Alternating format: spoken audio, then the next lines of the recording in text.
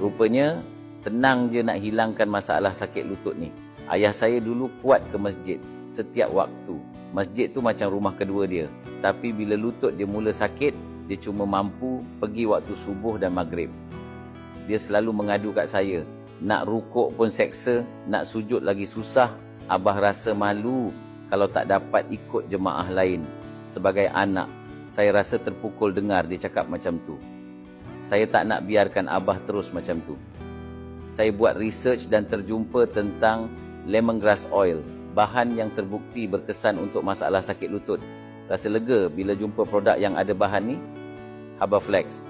Bukan je ada bahan berkualiti, Habaflex ni ada kelulusan KKM.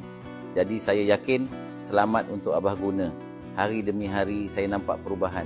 Lutut Abah makin kuat dan dia cakap Habaflex ni buat dia rasa selesa. Dia mula pergi ke masjid setiap waktu semula. Baru-baru ni adik saya kena senggugut sampai susah nak tidur. Saya suruh dia cuba Habaflex.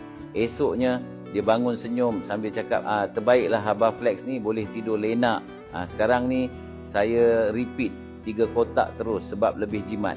Kalau nak rasa kelegaan cepat, jangan tunggu lama. Tekan beg kuning sekarang dan bantu diri atau orang tersayang dengan Habaflex.